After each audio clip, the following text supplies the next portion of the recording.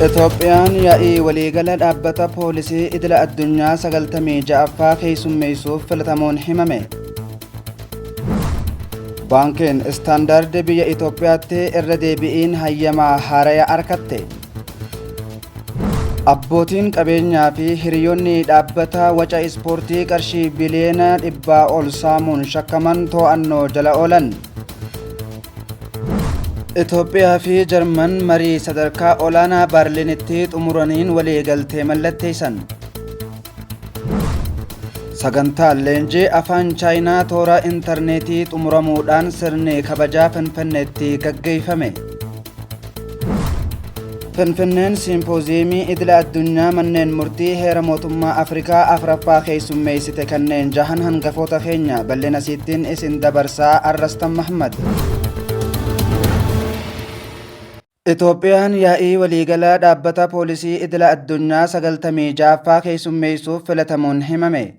Itoophiyaan yaa'ii waliigala dhaabbata poolisii idila addunyaa Interpoolii 96ffaa bara 2028 gaggeeffamu keessummeessuuf sagalee guutuun filatamuu poolisiin federaalaa Itoophiyaa beeksise. Kanaas kan filatamte yaa'ii waliigalaa yeroo ammaa Morookoo magaalaa Maarrakechi kan marsaa 93ffaa gaggeeffamaa jiru irratti ta'uun himame. Kanaan dura Itoophiyaa fi Morookoon tumsa nageenya isaanii cimsachuuf waliigaltee mallatteessuu isaanii OVM gabaasuun isaanii yaadatama.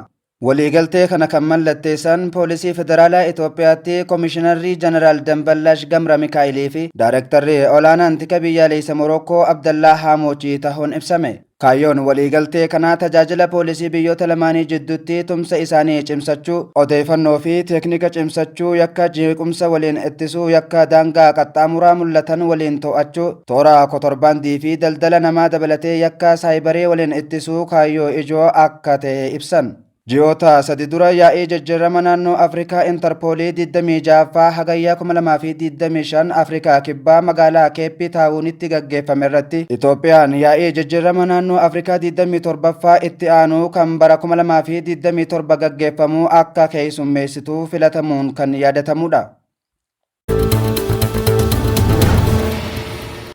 Baankiin Istaandardi biyya Itoophiyaatti irra deebiidhaan hayyamaa haaraya argatte.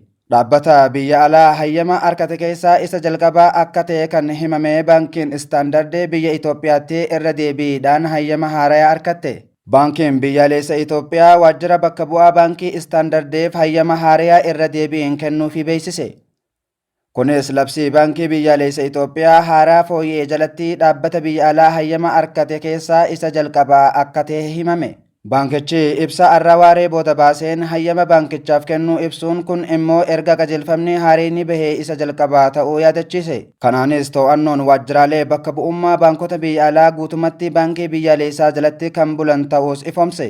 Itti dabaluunis akka baankiin biyyaalessa Itoophiyaa jahutti labsiin haaraa fooyyee kun hayyamaa fi to'annoo waajjira bakka bu'aa baankii biyya alaa ta'an kallattiin bulchuuf kan raggee ta'uu akeeke. Baankiin biyyaalessa Itoophiyaa waajjiraalee bakka bu'oota baankota biyya alaa kanaan dura hayyama kennuuf aangoo kan qabu ministeera daldalaa fi walitti hidhaminsa naannoo ta'uu ibsuun amma erga labsiin irra deebiin bahee as hayyama argachuu akka eegale beeksise. Baankiin biyyaalessa Itoophiyaa iyyannoowwan haaraa dhiyaatanis bu'uura labsii haaromfame irratti hundaa'uun gamaggamaa jiraachuu ifoomse. Akka baankiin biyyaalessa Itoophiyaa jahutti waajjiraaleen bakka bu'ootaa kanneen wirtuu qunnamtii fi daldalatti cimnaan kan hojjetan qorannoo gabaa geggeessuu fi hariiroo dhaabbilee cimsuuf kan tajaajilan yoo ta'anis haa ta'u malee garuu tajaajila maallaqaa daddabarsuu irratti baankii biyyaalessa Itoophiyaa hin hayyamne. Abbootiin qabeenyaa fi hiriyoonni dhaabbata waca ispoortii birrii biliyoona 100 ol saamuun shakkaman to'annoo jala oolan. Akka ibsa tajaajila odeeffannoo fi nageenya biyyaalessaa miidiyaaf himetti dhaabbilee waca biiting ispoortii fi dhiyeessitoota sirna kaffaltii faayinaansii feenteek yookaan agreegeetars jahamuun beekaman irratti qorannoo fi hordoffiin gaggeeffamee jira. Shakkamtoonni 24 tumsa tajaajila odeeffannoo fi nageenya biyyaalessaa tajaajila nageenya Finfinnee poolisii federaala Itoophiyaa humnoota nageenya bulchiinsa magaalaa Finfinnee Dirree Dhawaa fi hawaasa waliin to'annoo jala ooluu beeksisan.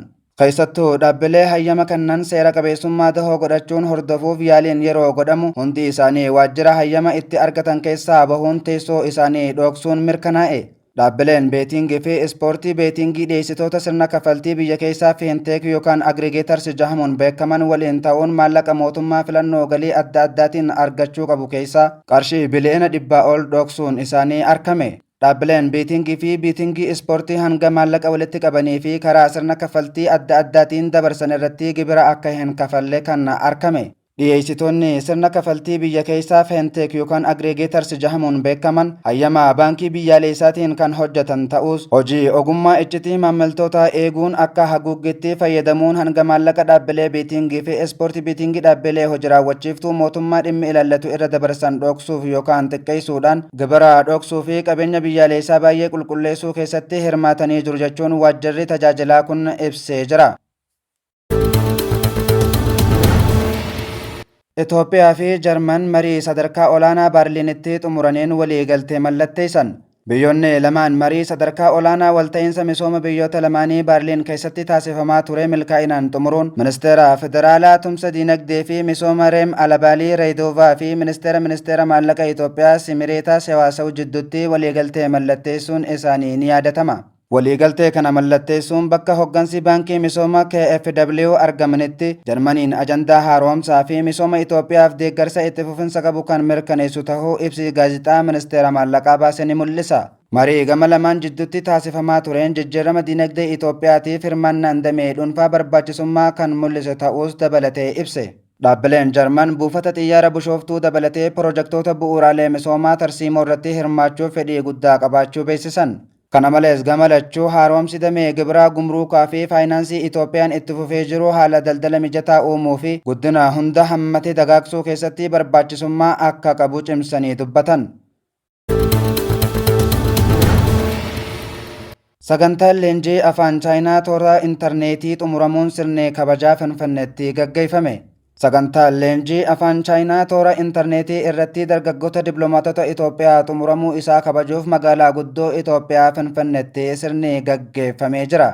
Ministeera dhimma alaa Itoophiyaatti itti aanaan daayirektarii olaanaa dhimma biyyoota bahaa giddu galeessa Eeshiyaa fi Paasifikii kan ta'an Amahaa Haayile Goorgis saganticharratti haasawa taasisaniin sagantichi ogummaa afaanii bira dabree kan deemu tahuu ibsan. Biyyoota lamaan jidduutti riqicha wal hubannaa haaraa bocuu fi wal kabajaa fi wal amantaa ijaaruudha. Embaasii Chaayinaa Finfinnee irraa obbo San Mingixin bara kana Chaayinaa fi Itoophiyaa jidduutti walitti dhufeenyi dippiloomaasii uumame waggaa 55ffaa tahuu ibsan. Kana malees obbo San walta'iinsa tarsiimoo haala qilleensa Chaayinaa fi Itoophiyaa jidduu jiru gadi fageessuun uummata biyyoota lamaaniif bu'aa fiduuf waliin hojjechuuf hawwii guddaan eenaa ja'an. Ebla irraa eegalee walumaa galatti dargaggoonni dippiloomaatota Itoophiyaa 17 leenjii afaan Chaayinaa toora intarneetii irratti barsiisota yuunivarsiitii Finfinnee Inistituutii Konfiishiyaas irraa kennamaa ture sa'aatii 40 xumuran. Karaa koorsii kanaan ogummaawwan bu'uuraa barachuu qofa osoo hin taane hubannoo fi michooma Chaayinaa waliin qabnu gadi fageeffachuu qabna jechuun Maakidaa Amaaree dubbatte. Sagantaan kun ministeera haajaa alaa Itoophiyaa Finfinnee Yuunivarsiitii fi Inistituutii dhimma alaa Itoophiyaa waliin ta'uun kan qophaa'e tahuu itti gaafatamaan Inistituutii Konfiishiyaas Finfinnee Yuunivarsiitii Gaa'oo Leeyiliin himan. Finfinneen simpooziyemii idila addunyaa manneen murtii heera mootummaa Afrikaa 4ffaa keessummeessite. Simpooziyemii idila addunyaa manneen murtii heera mootummaa Afrikaa fi dhaabbilee waliigala 4ffaa sadaasa 28 hanga 30,2025 magaalaa guddoo Itoophiyaa Finfinneetti gaggeeffamaa jira. Simpooziyemiin kun galma yaa'ii gamtaa Afrikaatti kan gaggeeffamu yoo ta'u, keessummeessitoota idila addunyaa fi taajjabdoonni biyyoota akka Raashiyaa, Turkii, Ispeenii fi Laatviyaa irraa bakka bu'oota dhaabbilee akka faawundeeshinii seera addunyaa irraa dhufanis hawwate. Itoophiyaan waltajjii kanatti fayyadamtee muuxannoowwan isii hiikkaa heeraa waliin qooddachaa osoo jirtuu gochaalee saboota biroo irraas barachaa jirti. Sagantaan guyyoota 3f gaggeeffamu kun pirojektoota qorannoo 10 ol akkasumas daawwannaawwan iddoowwan ijoo Finfinnee keessatti argaman kan of keessatti hammatedha. Walgaheen kun bulchiinsa heera mootummaa fi tattaaffii ijaarsa mootummaa tarkaanfachiisuu keessatti saboota Afrikaa fi hawaasa addunyaa jidduutti walta'iinsaa fi beekumsa waliif qooduun barbaachisaa ta'uu isaa kan ibsudha. Eegaan kabajamtoota hordoftoota keenyaa oduu fi odeeffannoon arraaf jennee kanaan goolabamaa sagantaa biroon hanga walitti deebinuu nagayaan nuu jiraadha.